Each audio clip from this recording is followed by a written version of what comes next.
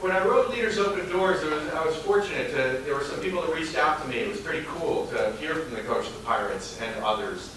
And one guy that reached out to me was Coach Jim Johnson.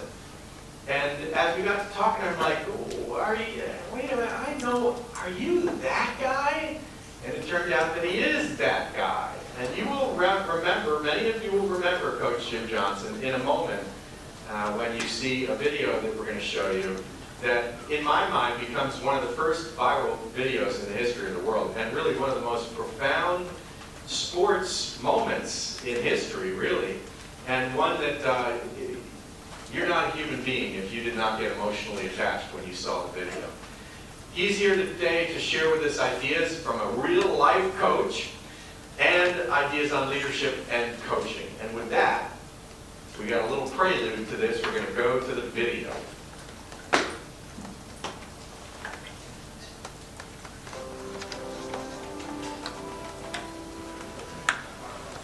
What we all want in life is a shot. But what we do with it, that's the story we all want to tell. I've coached for 25 years. I've never experienced that emotional high of yeah. What happened for Jason McKelvin, or J-Mac as his friends call him, is about more than a shot. Diagnosed with autism at 2 years old, now identified as highly functioning, he's never considered himself different or separate, especially when it comes to sports. It's not a really big deal at all. I'm just normal like all the people. That's the way I am. At 5'6", J-Mac didn't make the junior varsity basketball team at his high school, Greece Athena, near Rochester, New York. Instead, he became team manager, a role he now has for the varsity as a senior. In the last 3 years, his white shirt and black tie, he's missed only one game.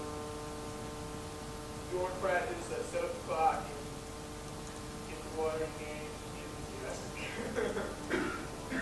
As this season was wrapping up, Coach Johnson approached Jason with an idea about the Trojans' final home game of the season. I said, I'll work to try to get you in the game, but remember, I can't promise you that. And he was okay, coach.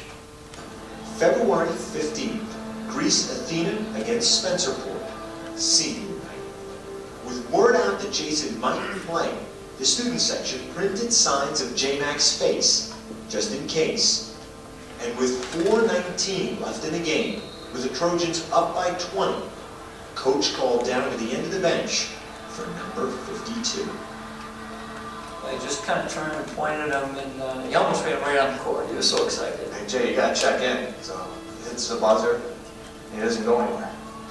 But now you go on the court. You know, he was so caught up in the moment. He came into the game, they all stood up and they put the signs, pictures of him up, and I got really emotional. And I sat down and started crying. With 3:46 left, Jason got the ball. When he missed that first three, I was like, oh, and then it airball, and I was like, man, I really just want to see him score one time. I put my head in my hands, like, dear God, please, let's get my basket. Then, with 3:12 left, another chance. That third trip down the court, man.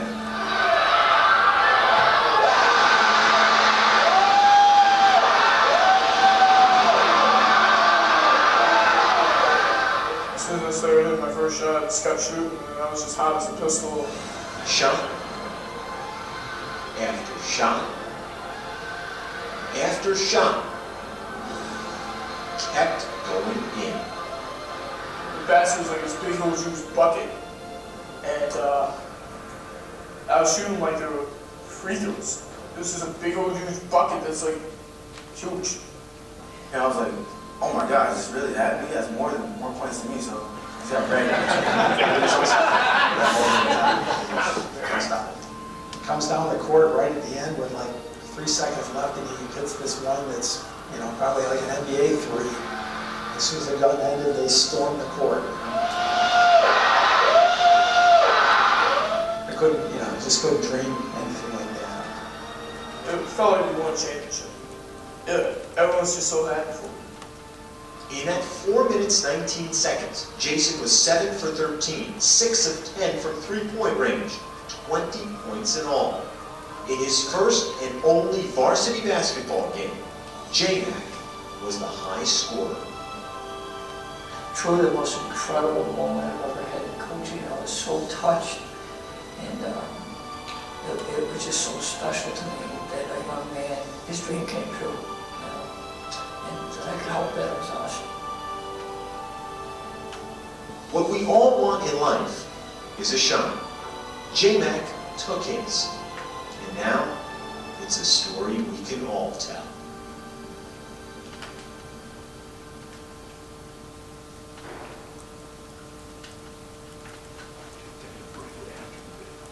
Would you agree that's the essence of leadership? We can help other people be successful. So let me start with thinking about, first of all, ask you this question. Are leaders made or are they born? How many would think they are made? Okay. I'm glad, because you're in a class here where we're trying to help you become a leader. And with that in mind, I totally agree. I think leaders are made. I think leadership is a skill, like if you're spinning a basketball. So my next question, as I've studied leadership for a long, long time now, is I have a word that I truly believe leadership is. And we're going to give this basketball away, if you could name the word. And we're going to actually have everybody sign it. I've already signed it. We're going to have everybody sign it, and it'll get a momentum for this. So raise your hand if you think of a word, in one word, what leadership means to you. And if it's the word I think, you get the basketball. Yes? Service. Service, good. Courage. Courage, good. Inspire. Inspire, good. Believe. Believe. Teacher. Teacher, all great ideas. Humility. Growth. Influence is just one of all. Congratulations. So would you agree that effective leaders influence, whether it's a positive way, Mahatma Gandhi, Martin Luther King Jr., or Adolf Hitler, did he influence? Yeah, unfortunately, in a negative way. So when we're thinking about leadership, and we're going to come back to that story, I'll give you a few more details as we weave through this. But I have 7 keys that I figured out. I'm going to take you through a little bit of my leadership journey, the good, the bad, the ugly. So when I graduated from high school and then college, my dream was I wanted to be a high school varsity basketball coach. And at 25 years old, that dream came true for me. I got a job close to where I grew up, and I thought I knew everything there was about coaching. I had 3 years experience after that. And I was going to lead this team that wasn't very good, from the outhouse to the penthouse in a very short period of time. And after our first 2 games, we were 1-1. I said, I got this. And then I led that team with my great coaching acumen to 17 consecutive losses. And then I left the job because I didn't like what the administration had to say to me. Of course, what they said to me was, you're fired. And that was very humbling. But it ended up being an extremely valuable experience because I failed at a very early age in coaching. And what it really made me understand is that not only I had to become a better coach, but I had to become a better leader. So one really important thing as I weave through this story today is that I truly believe if you're going to be an outstanding leader, you have to study leadership. And that's what I started to do. And I got a couple of mentors. I worked with a guy named Bill Van Gundy. If you follow basketball, he was a junior college coach in our area. Both his sons ended up being head coaches in the NBA. So he helped me get back on my feet. But my real dream was to be a high school varsity basketball coach. And I got a chance to go back and do that at a small school. And then I moved out and I got a chance to come back to my hometown. A dream come true. I was going to be a varsity basketball coach at one of the schools that I grew up in. But then I looked, after 7 years, my record was something like 50-something and 90-something. And it really hit me that I was striving to be a better coach, but I hadn't put enough time in just really studying leadership. And that's when I really started to read a lot more. I started to ask people that I respected questions. I started a mastermind group and coaching. I did a lot of things to try to really turn my situation around. And things started to get better. And what really was the turning point for me as a leader was my first point. My first point is I think you have to clarify your vision. You have to completely understand, first of all, what you're all about. And I'm going to start by asking you this question. How many here have your personal mission statement, what you're all about, in a sentence or two, written down and you know you could say it verbatim? Is there anybody in this room that has that down? Okay? Because I want to stimulate your thinking. It's not something we're going to be able to have you do, but I want you to start thinking about why were you put on this earth? Why were you put on this earth? Because this was the thing that really transitioned my life as a leader and coach when I became clear of two things, my personal mission statement and my core values. And when I did that and really started to really work very hard to live that, it was amazing how much better leader I became. And the interesting thing is, the end result is, we started to have winning seasons. Okay? Because I was very clear. So if you don't have a personal mission statement, it looked like there wasn't many hands up, is my mission statement is to be an outstanding role model that makes a positive difference in the world by helping others make their dreams come true. Now, why was that important? Because then I started to base all my decisions on what my personal mission was. So if I did something and realized, am I being an outstanding role model? No, I'm not. Okay? Am I helping others make their dreams come true? No, I'm not. So I'm not living my mission. Right? So it's something I really believe. And then, I know you guys, as a company, the Walsh has a mission statement, but does your little teams, do you have a mission statement that you're living on a daily basis? And did you get input from your group, your team, in building that so it's something you buy in and day out?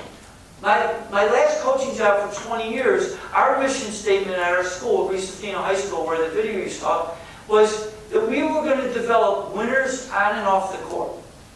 And we would define that to our players. What does it mean to win on the court? It wasn't just the scoreboard. It was being a good sport. It was working together as a team. We would define it. We would define what does winning off the court mean. That we're going to be a great citizen. We're going to be the best student we can be. Those are the things that we really preached. And that really started to change our program in a successful way. So we're moving on, and we started to get things going at Greece Olympia High School, the first job I had in my town. My last 3 years, we had really good teams. And one of the things you get measured in coaching is not so much the regular season, but what? The playoffs, the postseason. And there I was stumbling. Although my last 3 years at Olympia, we got to the semifinals 3 times, but we were never able to win this coveted Section 5 title that we were trying to win. But I got an opportunity to move over to one of our sister schools called Greece Athena, and that's where you saw the video. And there, we had a lot of success. We had winning teams every single year. We were winning league titles, but I was still struggling in the postseason. And it took me a while to take the team even back to the semifinals. And we took the semifinals, the next time we got there, was in 2003, when a young man came into our program. His name was Jason McElveen. I coined him J-Mac because I couldn't pronounce his last name. And he loved the nickname.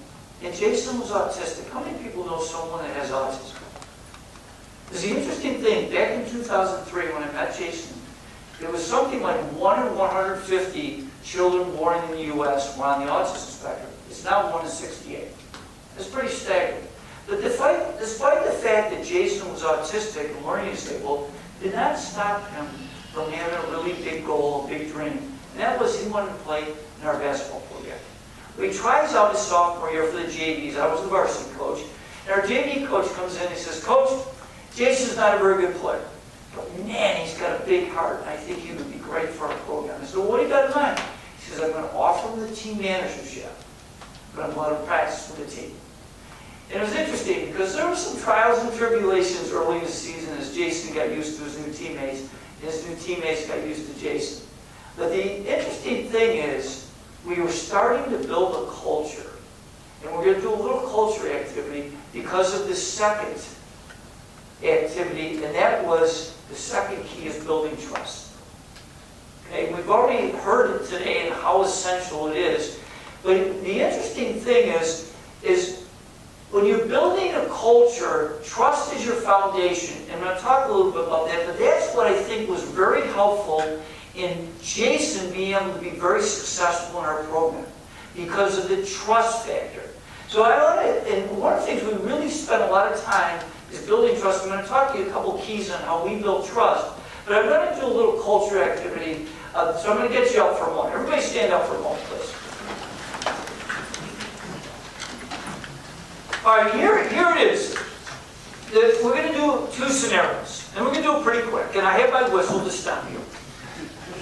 The first scenario is you're just going to walk around. We're only going to do it for 10, 15 seconds. And you're going to greet everybody like, Coach, why do we do this activity? I hate doing these things. Take that kind of mindset and attitude as you do it. So go ahead. We'll go around and greet people with that mindset. Go ahead.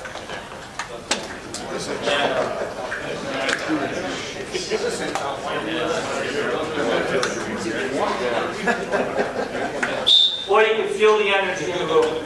All right, scenario 2. This time, exactly the same thing, different mindset and attitude. What I want you to do is greet everybody like they're your best friend that you haven't seen in a while or a family member that you're very close to. Go ahead and do that. Thank you.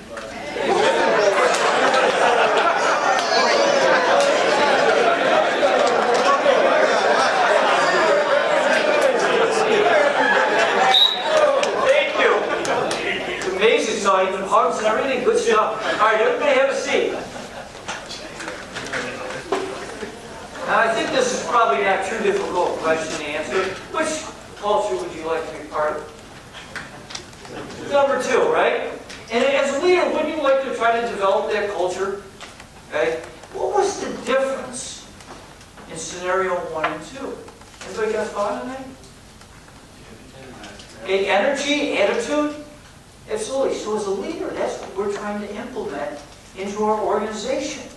Is having that energy and attitude that we're going to care about each other. And that goes into building trust. Now, how do we build trust? We based it on 3 principles. The first thing we talked to our players about is we were going to do what we say and say what we do. Now, I told you my personal mission statement was to be an outstanding role model. Well, I had a mentor challenge me when we were talking about personal mission statements. When I told him to be a role model, this is his challenge. He said, Coach, I want you this year to stand in front of your team and tell them that you won't drink alcohol during the season. Because you say you're going to be a great role model. That wasn't easy, because I like to have a cocktail after a game once in a while, especially when we lost. But I decided to do that. And I did it in my last 23 years of coaching. And it was really powerful, but what my point is on that is if I said that, wouldn't you agree that trust is like a bank account? And if you put deposits in, what are going to happen? It's going to grow. But if you take withdrawals out, it'll do what? It'll deplete, correctly? But here's the thing I think you'll all agree, the caveat. Don't you believe it takes time to build trust?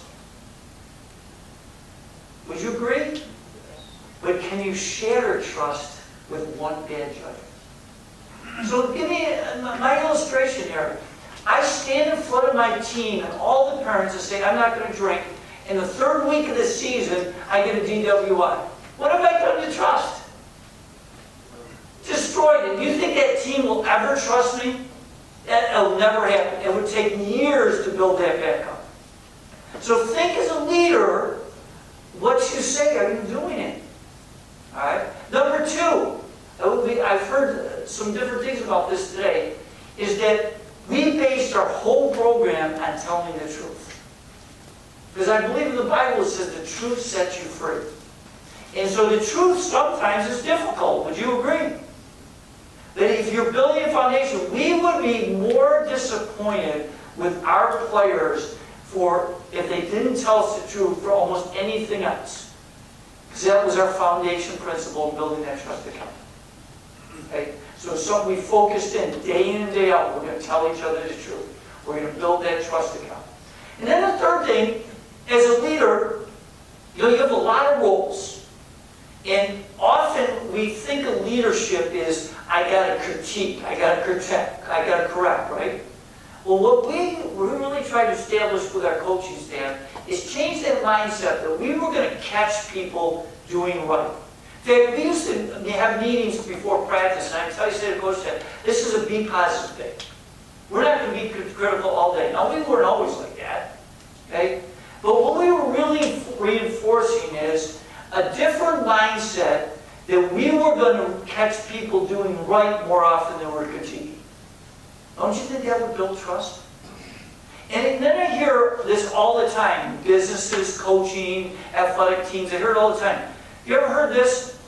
We're going to build a family. Have you heard that as a leader? Okay, we're going to build a family type this atmosphere in our team or in our business. But it's interesting because when I started sharing that with my team, they started thinking, if you build a family, you give your family birthday cards. Okay, you acknowledge their birthday.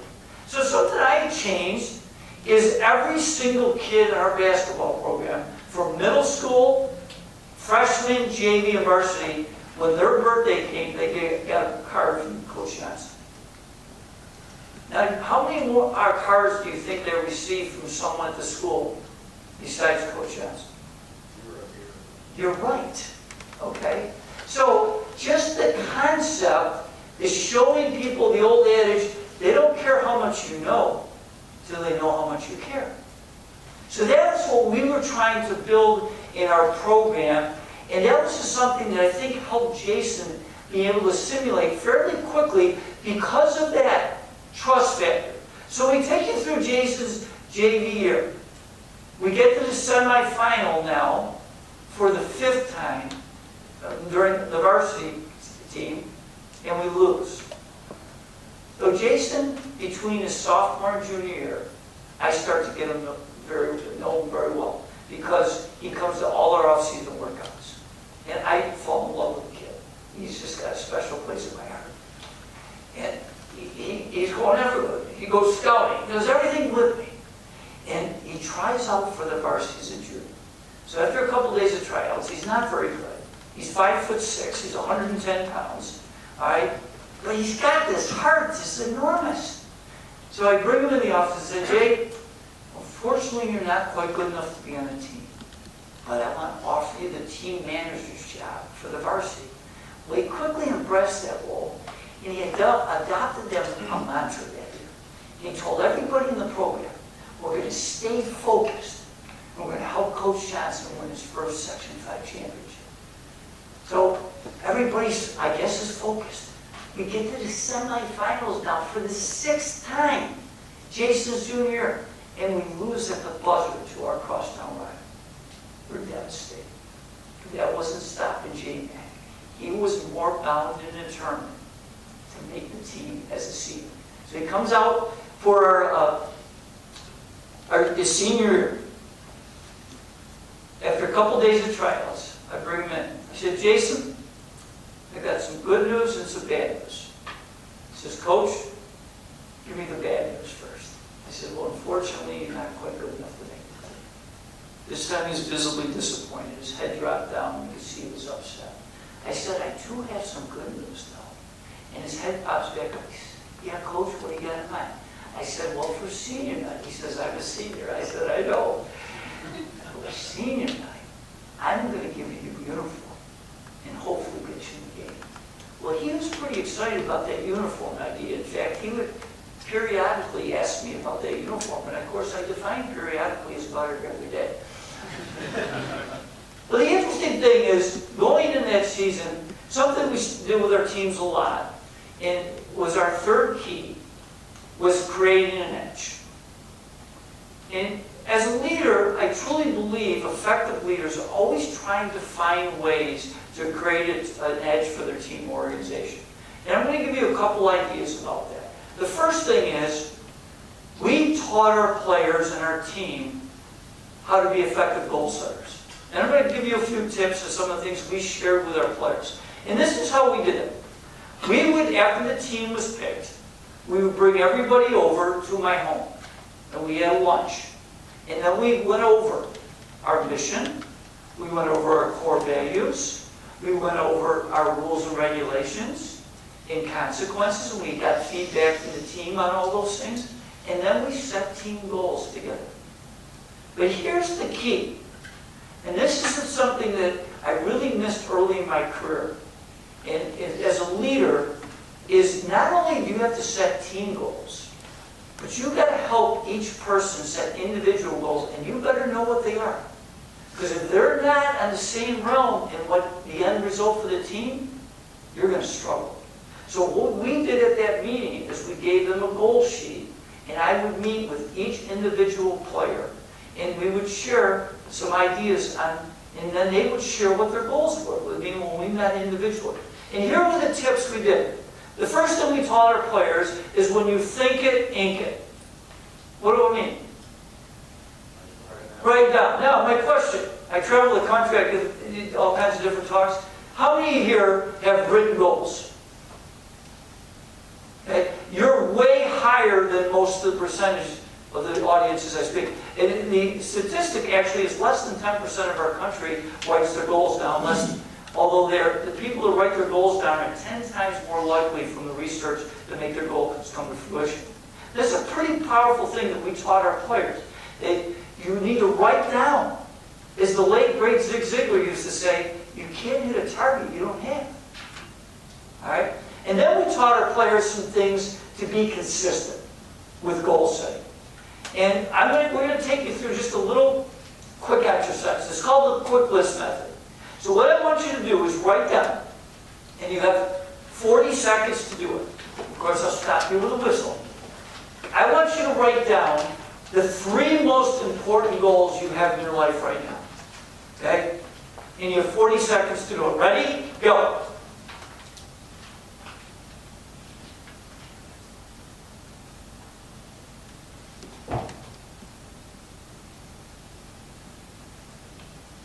"30 seconds. The pressure's on.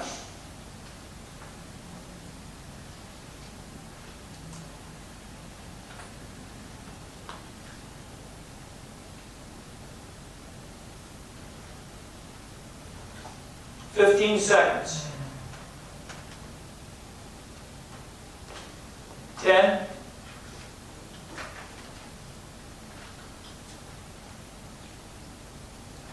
'All right, stop.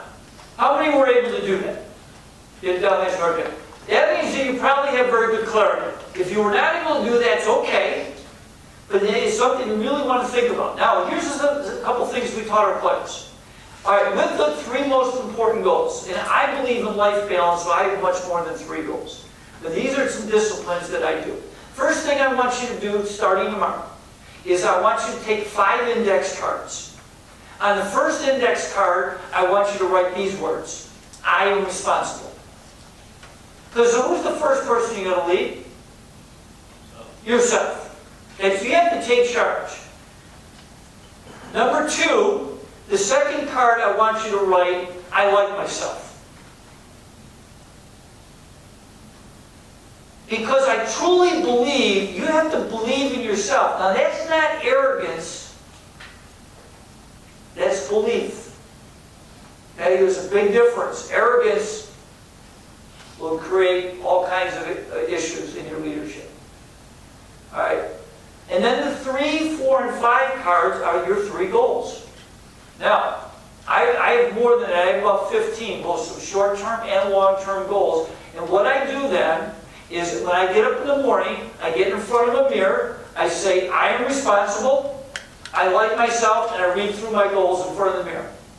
Okay? Then I do it sometime in the middle of the day, and I do it right before I go to bed. I'm reinforcing what is most important to me.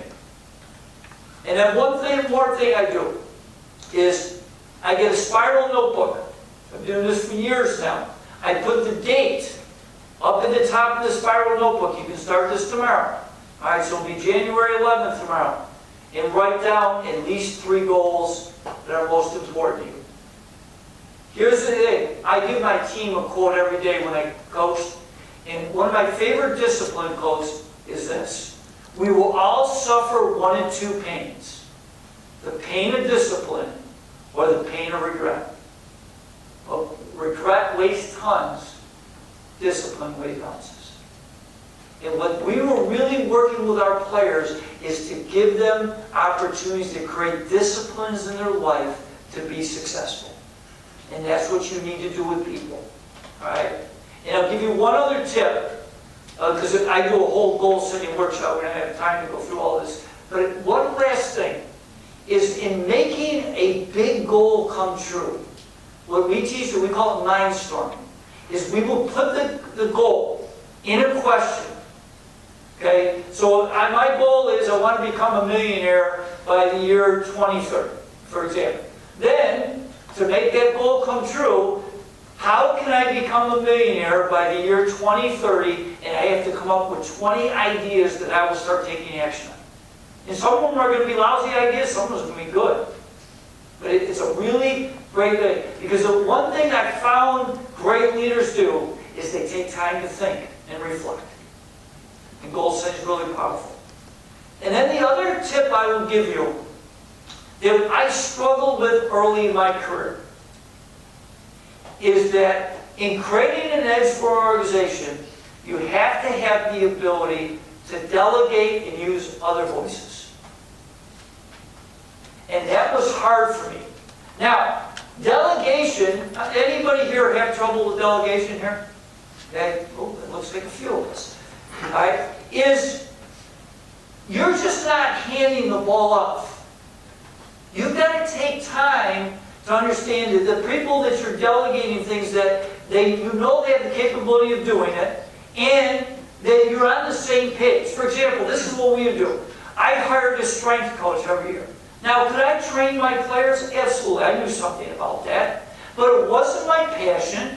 And it's not something I ever wanted to be an expert in. I wanted to be an expert in building a team, building relationships, teaching the game of basketball. But I also know to be a championship level team, my team had to be in great physical condition.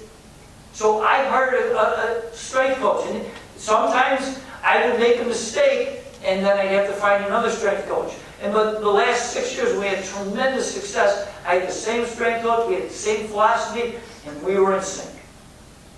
So it's really important to use other voices. We used to bring in people from the community and talk to our team about success in life. Right? So use your resources to delegate so that because you don't have all the answers as a one. But when you start surrounding yourself with the right people, it becomes very powerful. So we go into Jason's senior year. We have our goal setting meeting. We're going to have a really good team. We got almost everybody back from the year before. And we win our first 2 games, and then disaster strikes. And I'm not going to delve into it because it's quite a long story, but I write about it, and all of you are getting a copy of my book called The Coaching of Miracle. And I delved into this story. It was really devastating. Has anybody ever been on a team where you had tremendous internal strife? Here's the interesting thing. That year was the most challenging and the most rewarding year in my coaching career. Okay? So we go and we're supposed to have a good team. Because of all our strife, we are struggling. We're 4-3 at Christmas. We should have been 7-0. But because we weren't playing together, we were struggling. We go to this Christmas tournament, and the team that's hosting the tournament is probably the best team in the area, a real big school. And it's called Fairport High School. And we go into the tournament, and if we were together, I thought we had a chance to win the tournament. We win our first round game barely, and Fairport in the nightcap beats a team by 40 points that we had barely beaten the week before in a regular season game. The next day, we came into a shoot-around because we're off from school for Christmas break. And this is where our 4th key, effective communication. I sat the team down before the shoot-around. I looked them dead in the eye and I told that team something I never told any team before. Going back to telling the truth. I shared with them, I said, guys, I don't want to go to the game tonight. And they were in shock. What do you mean you don't want to go to the game tonight? I said, unless we decide that we're going to be a team and work together, we're going to lose by 50 points tonight. And that's the neat thing. It's not just all, talk. We're going to talk a little bit more about communication in a moment. But the interesting thing is that night, we finally got our act together. And although we did not beat Fairport, we lost to in overtime. And it showed what we could do. And here are the things that we really built off of that in communication. The first thing is, we talked a little bit, I did a little talk. Do you think it's important as a leader to be a good public speaker? I think it's helpful. I truly do. And like anything, speaking is a skill. Would you agree? So you can become better. I saw a lot of you come up and do it. You know what? With more practice, you keep getting better and better. Believe me, the first time I did one of my speeches early in my career, I stood up, my mind sat back down. Is that ever going to happen to you? I could barely get 3 words out. Now I can't wait to get in front of people. So it's interesting. It's a skill. So I truly believe it's something you should work on. It will help you as a leader to be able to share ideas publicly as well as one-on-one. But I truly believe, and again, this was through my struggles, is the essence of being an effective communicator is to be an outstanding listener. You have 2 ears and one mouth, so you should listen twice as much as you speak. And that's what changed dramatically in my career, is when I became a better listener and listened to my players. We set up captains meetings every week. We bring players in. We ask them questions like, how's the team chemistry? What do we need to work on? How can I support you? Are you talking to your people like that? Okay? Ask them, what are you working on, and how can I support you? Okay? Because you're all in this together. You want end results, but you're working together, correct? Okay? Well, that was so helpful in that season because we struggled so much with internal strife. So communication became the essence. We finally got things going.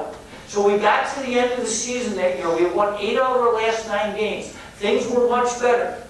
We get to senior night, February 15th. February 13th, I give Jason his first jersey. It's number 52. It's way too big. He didn't care. In fact, I'm telling you, the rumor around school he slept in it for 2 straight nights. I don't know if that was true, but it was wrinkled on senior night. And I tell you, so senior night comes. I get an opportunity. I was blessed to be part of 30 senior nights as a varsity coach. But that night was profoundly touching. You see J Mac, instead of his white shirt and black tie, he's now donning number 52. And you can see I still get choked up. I cherish the memory to see him embrace his parents in uniform. That was really special to see a young man in uniform that never played before. Well, the game begins. And we had a really good student body following them. They called the 6th man. And on the opening tap, I start hearing this chant. We want J-Mac. We want J-Mac. I guess just in case I forgot.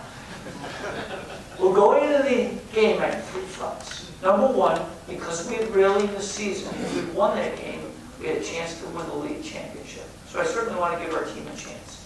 Number 2, although I wanted to get Jason in, I knew that I couldn't put him in until I put everybody else in. And number 3, I wanted to get J-Mac in with enough time so he could score a basket. I thought if he could score a basket, that's a memory he'll always have. At the end of 3 quarters, we got everybody in but Jason. But just over 4 minutes to go, I stood up and pointed at him. You don't really see on the video, but nearly right on the court. My JV coach lassos him, brings him back, and he gets him to the scorer's table. And What happened next is this big macho coach me. I was so overwhelmed with emotion, because this is what happened. As Jason entered the game, our 6 men gave him a standing ovation. Well, what Jason and I didn't know, one of our parents had made these placards of Jason's face and put them on paint sticks. In fact, President Bush got one in his office. And when he entered the game, he put all those placards up. This macho guy goes over, sits on the bench, which I never do, and tears are literally rolling down my face. I'm like this. I can't be crying in a basketball game. So Jason is now in his first game. First time he touches the ball, he gets in the right corner. He's behind the three-point arc. He lets the shot grow. The crowd stands in anticipation. He misses by like 6 feet. Now, I know you're not supposed to pray in the public schools, but I am praying, dear God. Well, here's the interesting thing to think about, though. Imagine this. How many times in our lives, when we fail for the first time, we give up? Could you imagine if Jason would have been so embarrassed because he missed that first shot so badly that he wouldn't have tried again? Think about that. All right, think about it in your own lives. You know, do you come back after you fail? That was a great lesson that I learned so strongly from Jason. The story continues. Second possession, you didn't see it on the video, but this time he has a much shorter shot from about 10 feet. I got to add a little drama because it might be a movie someday. He shoots it. It hits the backboard. It hits the rim, and it falls up. The crowd grows. I'm thinking, all right, we're getting closer. Got to start to listen. Third possession. Jason receives the ball behind the right-hand arc. He lets go a three-pointer. This time, magic. The place explodes. And I'm thinking to myself, God must be a basketball fan. Not only has Jason scored, he's got a three-pointer. Kenny is better than this, right? Wrong. For the next 3 minutes, J-Mac turns into his boyhood idol, Kobe Bryant. And he starts making 3 after 3. And the place is going crazier and crazier. And the 2 things I'll never forget. With a minute to go, I'm sitting on the bench. Tears still rolling down my face. And I get a tap on the shoulder. I look behind me. It's Jason's mother. She's bawling her eyes out. She embraces me and she whispers in my ear, Coach, this is the best gift you could have ever given my son. Of course, I cried harder and so touched. And this is how the game ends. I'm going to need a little audience help on this one. With about 10 seconds to go in the game, Spencer Porter, our opponent, I want to give kudos to their players and their coach. They were great sports that night. They score. Our player takes it out of bounds, but instead of throwing it to our point guard like he normally does, he throws it right to J-Man. So if you can help me count down from 10, I'll take you through it. Ready? I'm dribbling down like Jason, right? 10. 9, 8, 7, 6, 5, 4, 3, 2, 1. Now you're probably thinking, they just let him go, he went in for a layup. Oh no.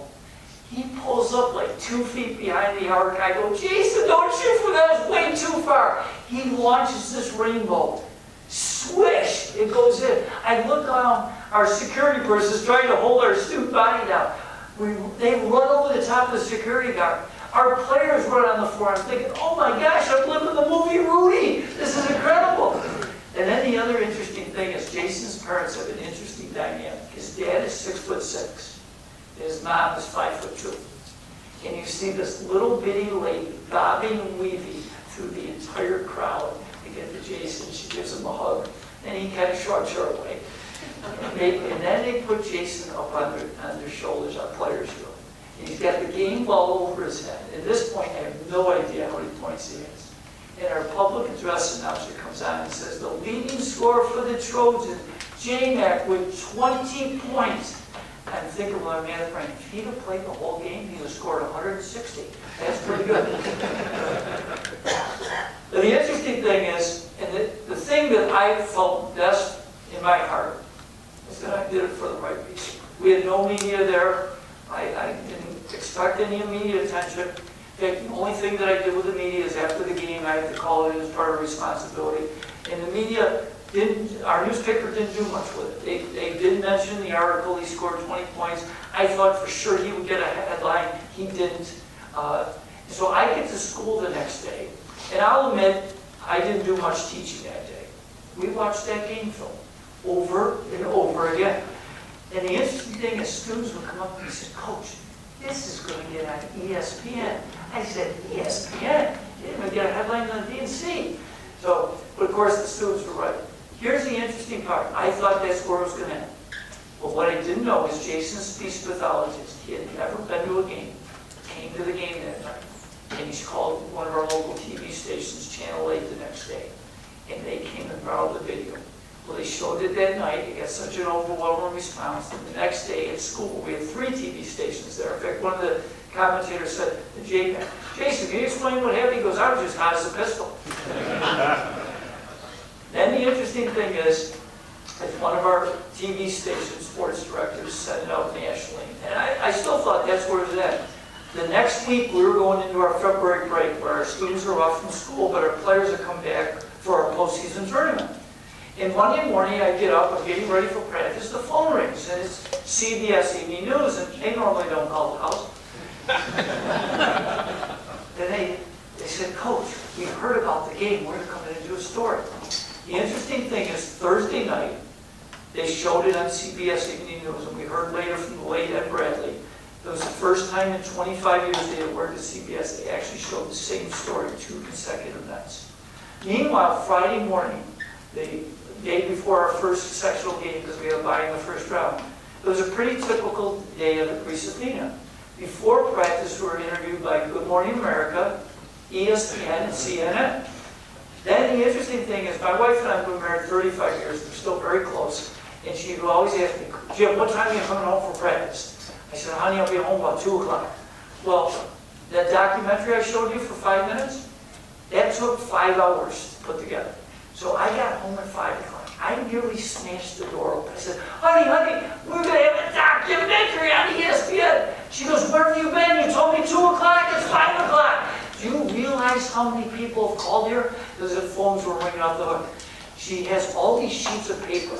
She crumples them up. She fires them at me, and she says, I am not your secretary. I'm not answering the phone anymore.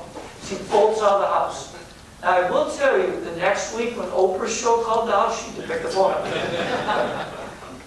So here's the interesting thing, is we're going through this sectional tournament. And as a leader, I talk to you about thinking and reflecting. And this leads to me into our 5th key here, which is lead by example.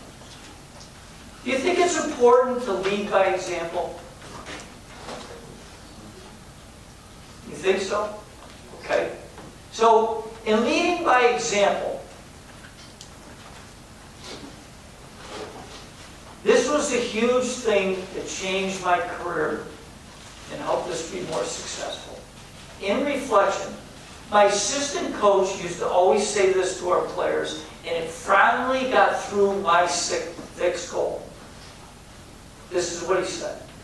You're always on stage.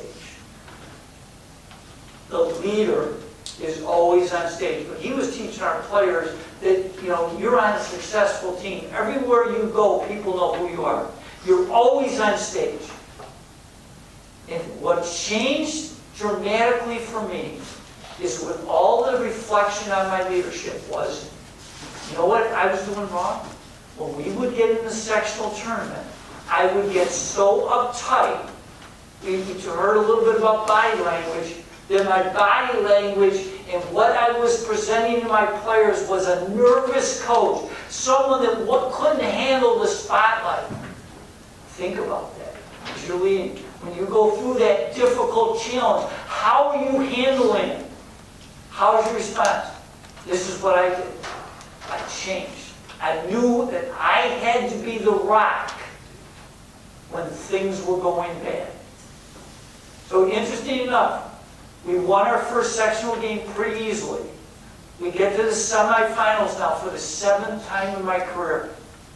And And I'm going to go off and say, I am a practicing Catholic, but we're going to play a Catholic school in the semifinal. And my challenge is I'm not sure who's going to get to God first. But I think that God's listening finally to me. Because at halftime of that game, we're ahead by 10 points. But here's where leading by example. You knew what was going to happen, right? We blew the entire lead. We were actually losing in the fourth quarter. But I was a different coach. This time, I was the rock. We're okay. We're going to be all right. Timeouts positively reinforced. We'll be okay. This team had great resilience. And we finally broke that barrier for me as a coach. We won that game. We went to the sectional finals now. For my first time in my career. We play at our big arena in downtown Rochester. Seats about 10,500.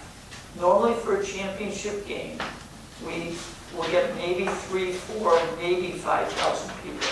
We walk in the arena that night, there's 10,500 people at the game. It's completely sold out.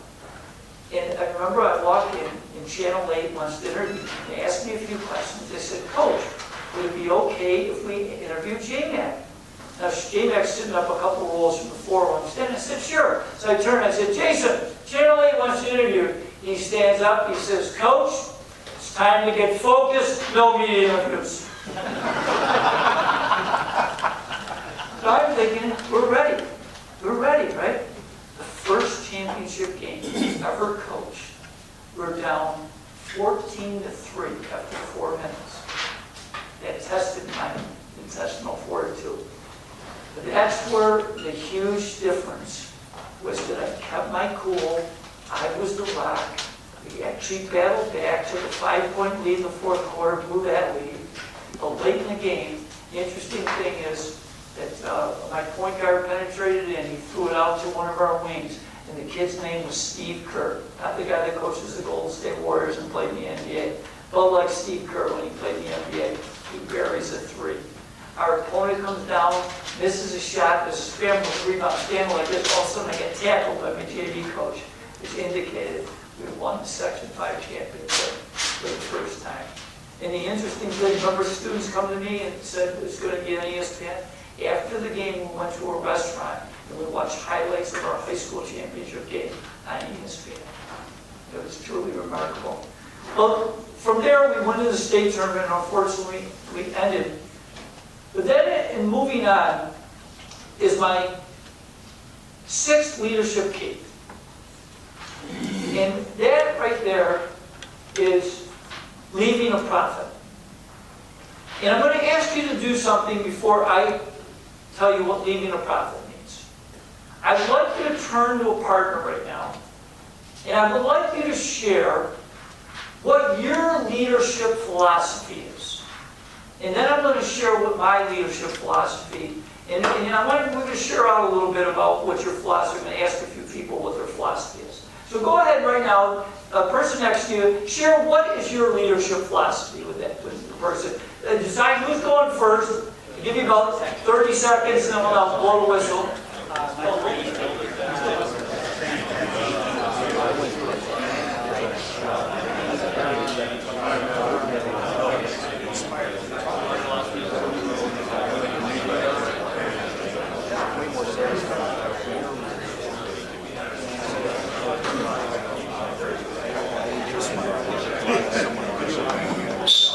All right, let's switch. The other person share your leadership philosophy.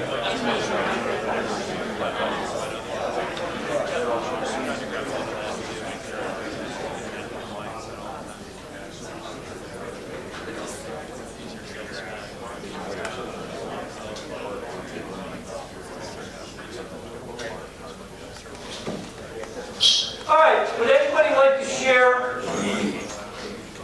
their leadership philosophy?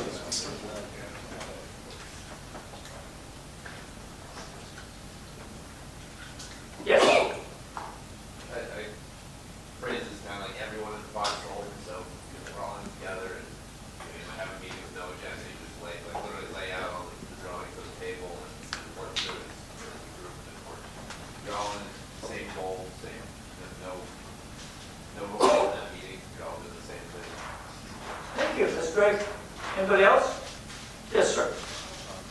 Lead by example and don't micromanage and be respectful of other people. Excellent, thank you. One more? Yes, sir. Identifying what an employee or staff member's talents are and then expecting just above that to get them to achieve what they can. Excellent, thank you. Thanks for sharing. So I truly believe to be an effective leader, you have to have a philosophy. All right? And this was something, because after that season, a couple years later, Jason's sitting in my office. He had not been back in our program a couple years. He said, Coach, I really missed the program. Can I come back and help you out? So he volunteered as an assistant for my last 9 years in coaching. I retired from coaching in 2016. And during that time, we won one title the next year when he was out, and then we won 4 more titles when he was part of our program for a small fee I will run about to you. But the interesting thing is, this was the huge thing, because as a leader, and I've seen this a lot in athletics, but I also observe it a lot in business. You get to the top, but can you stay there? And I think that's the thing, what I'm going to share with you next, was the key to our success. Because in my last 11 years, you already said it took me 25 years to win my first Section 5 championship. In my last 11 years, we won 6, and we made the finals 8 of the last 11 years, and the other 3 we made the semifinals at least. So why were we able to develop that consistency? I believe that came from leadership philosophy of leaving a profit. And this is what we meant by that, is that we taught our players that everything that we touched at Greece Athena was going to turn to gold, not garbage. In other words, we were going to strive to get a little bit better every day. Okay? Now, a couple illustrations. One of my friends is big in real estate. He owns a lot of apartment complexes. And I had lunch with him a few years ago. And he said to me, Jim, he goes, you wouldn't believe how many of my tenants, when they leave the apartment, leave it worse instead of better. I said, really? That's such a poor philosophy. That leads to poverty, not wealth. He goes, absolutely. And then in our own program, this is what we preach to our players. Every time we went on the road, we were going to leave our opponent's locker room in better shape than when we got it. Okay? And now, going back to lead by example, when I walked into our opponent's locker room and I saw a bottle on the floor or a piece of paper, what do you think I did? Picked it up. Now, did I leave it there? But what was I ingraining in my team? Everything we do, we're going to make better, not worse. And it starts with the little things. Like I heard somebody talk about that when they were on the job, first of all, they were sitting. And then I realized, is that the example I want to set? Okay? And so those are the things. We talk about being on stage and leaving a profit, is that what is your philosophy so that you can not only get to the top, but stay there. And that's the ultimate. And I think that's something really interesting. Because if you look at, obviously I'm a big sports guy, but there are so few in the major sports of football, basketball, baseball, of the head person there staying for a long time. The two that jump out to me, one in football is who? Bill Belichick. All right? And one in basketball is Greg Popovich. Okay? And the thing is, they're amazing, but I think that this is the huge thing, is that it leads to this. My question to you is, how many of you have a personal growth plan? Looks like just a couple. All right? I want to stimulate your thinking. So we have a few homework assignments today. First homework assignment is you got to put in writing your personal mission statement. Your second homework assignment is to start putting goals on cards and in a spiral notebook. And your third assignment is I want you to develop a personal growth plan. Now I'm going to give you a few ideas by asking a couple questions. How many here are readers? Awesome. Because you're way above the average. All right? If you look at the research, most people don't even read a book a year. Okay? And yet, I just saw research lately of a bunch of CEOs that the average CEO reads more than about 2 books every month. So something to think about. All right? Now, I always say this, but think about, like, one of the greatest business people of all time is probably Bill Gates, right? Worth, I think, $80-something billion. Give me one of those sideways. A few years ago, I saw this little thing, and it just blew my mind. Bill Gates was worth so much money that it would not be worth his time to, as he's walking down the sidewalk, to bend over and pick up a $100 bill. So that's worth a lot of money, all right? But think about this. If Bill Gates wrote a book, it took him 20 years to figure out his essence of success, and you could read it in 5 days or less. Do you think that could give you an edge? Huge. So one thing is put time in to read it each day. How many of you have a driver's license? I'm not going to embarrass anybody, so if you don't have one, put your hand up anyways. All right? How many here have turned your car into a library on wheels? Okay? Something to think about. You can learn a foreign language driving around town. Okay? Just by listening to CDs or podcasts, whatever. That's a great way to feed your mind on a consistent basis. Now, I'll give you one more idea. I call it 2 for 1. I'm not a big housework guy, but my wife insists that I do so. But every time that I do housework, whether it's clean or cut the grass, whatever it happens to be, I put my iPod on and I feed my mind. All right? So it's just some ways, when I go out for a run, I'm a pretty big exercise guy, I put an iPod on. I feed my mind. So just different ways that you can feed your mind to keep growing yourself. Because I truly believe this from the bottom of my heart. The most effective leaders keep growing. Because you're either growing or dying, in my opinion. All right?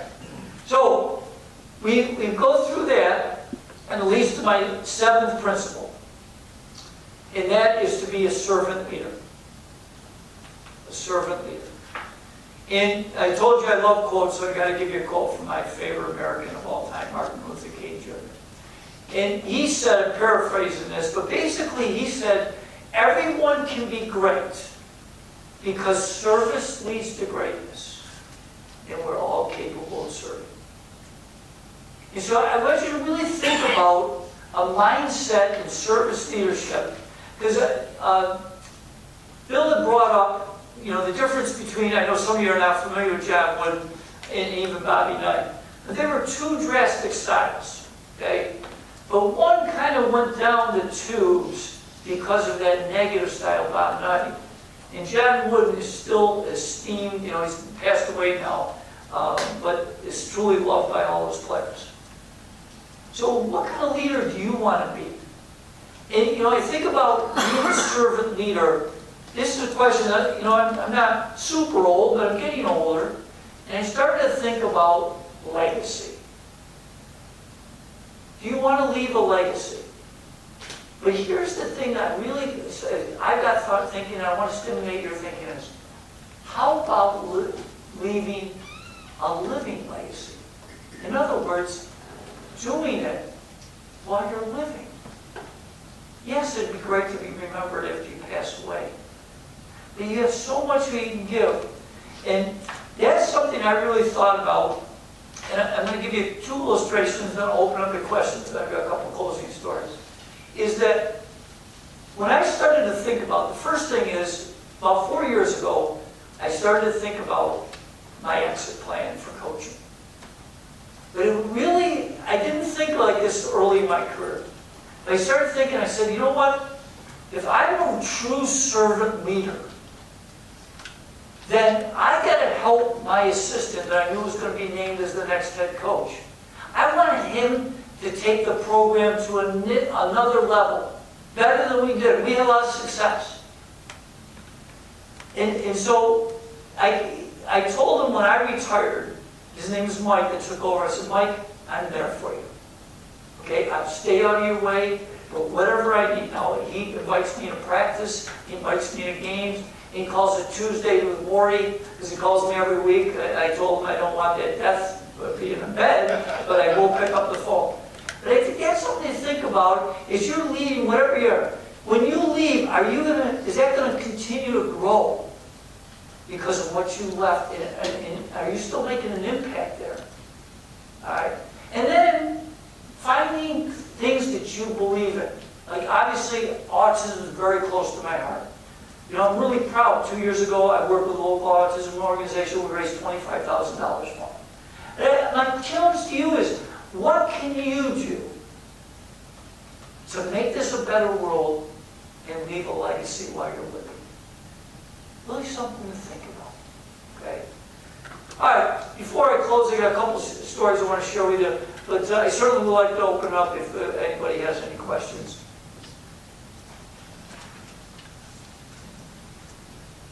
Actually, we got a microphone here. You talked a little bit about setting goals, and it sounded like you kind of limited it to 3 goals. And that's something I struggle with a lot, is having too many goals. I feel like it's hard to keep up with them, or I lose track of them. Do you have any tips or anything for? Yes, absolutely. So that's why we started with 3, because I think you have to zero your focus in first. Okay? But then I think you also have to think about your life balance. Because I think one of the things that I wasn't such a great family guy early in my life because I was so into my job. And when I realized that, I had to really write goals down. Like one of the things, when I set out my yearly calendar, I will put in our family vacations. I'll put in nights I'm going to spend with my wife that are not negotiable. Okay? And so I think those are the things, as you're thinking about balance, but why I shared 3 is because I think you do have to zero in to what's most important. And hopefully what is most important to you is a couple things: your family and your health. And then certainly, maybe it could be your job or other things. Okay? But I want you to zero in. That's what we started with 3. But certainly I think you need to expand because of life balance. But if you have too many goals, you're absolutely right. Then, it's like herding cats. Okay?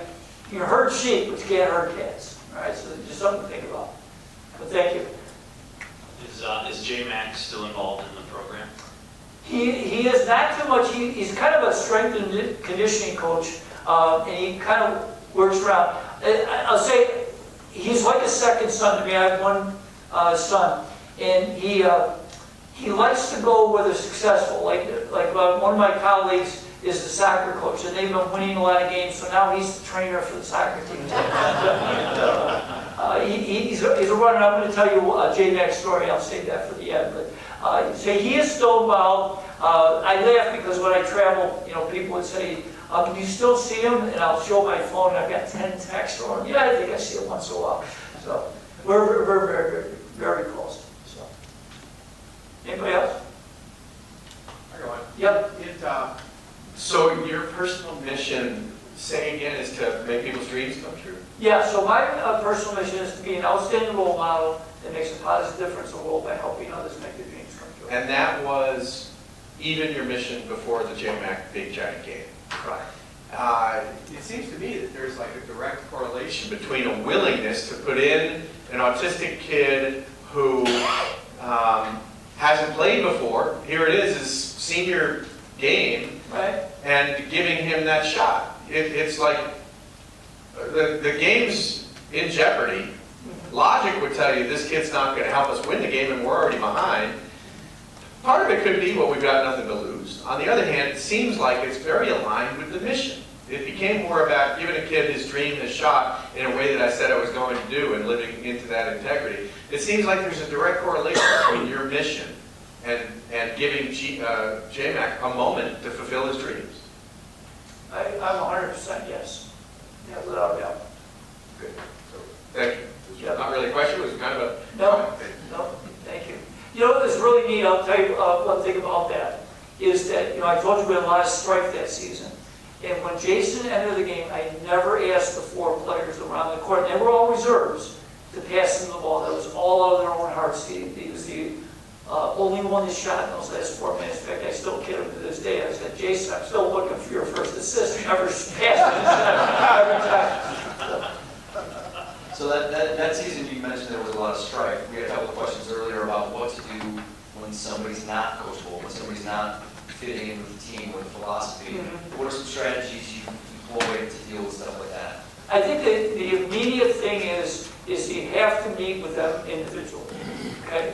And you have to build that trust account that they're going to share and you're opening up. And then the ultimate thing, though, is it's still all got to be, I would always tell my players that I always will listen to you, but the bottom line is I'm going to do what I think is best for the team. And so, and if that person ends up where they don't fit that as far as doing the best for the team, I'm going to give them opportunities. I'm not, my idea is when I pick someone for the team, I'm not looking to eliminate them. But if I know I've made a mistake, then yes, sometimes I do ask them that it's better off that you not be on the team. Any other questions? All right, I'll finish with these two stories to close here. First one is, we talked about goal setting, creating an edge. So about 6 years ago, J-Mac's in my office. And the interesting thing is J-Mac was 5'8", 120 pounds in a game. About 6'1", 170 pounds. All right. He could bench press in that game approximately 65 pounds. He now bench presses 250. So his body has changed quite a bit. He's really into his own fitness. But about 6 years ago, he was a runner in high school, but had not run much after he got out of high school. And he's in my office. He says, "Coach, I love coaching with you, but I really miss being competitive myself." I said, "Really? What are you going to do?" He says, "I'm going to get back into running." He says, "Awesome. What are you going to do?" He says, "I'm going to run the Rochester Marathon." Well, that's where I got a kick in my goal setting hat. I said, "All right, Jay, what's your goal for the Rochester Marathon?" He says, "I'm going to qualify for the Boston Marathon." I said, "Really?" I said, what's the time that you have to get for your age group for the Boston Marathon to qualify?" He says, 3 hours and 5 minutes. Now, I have not run a marathon, but I was a runner, so I'm very familiar. Is anybody a runner? Okay. Does anybody realize how fast 3 hours and 5 minutes? Would you agree? That's very good. I gulped very hard when he told me that. I said, Jay, are you sure? 3 hours and 5 minutes, that's blazing. He says, "Coach," I met with Coach Shoemaker, who's our cross-country coach. He says, "He's put out our program. I'm going to follow it every day. He's got me on a nutritional plan. We're ready." Runs the first Rochester Marathon. 3 hours, 1 minute, 52 seconds. Now here's the interesting thing. I'm not a preacher, but there is something about God above. He qualifies for the Boston Marathon. He tells me after a race, "I'm not ready yet." Now the interesting thing is, the year he was supposed to go to the Boston Marathon is when he ended up. Isn't that unbelievable?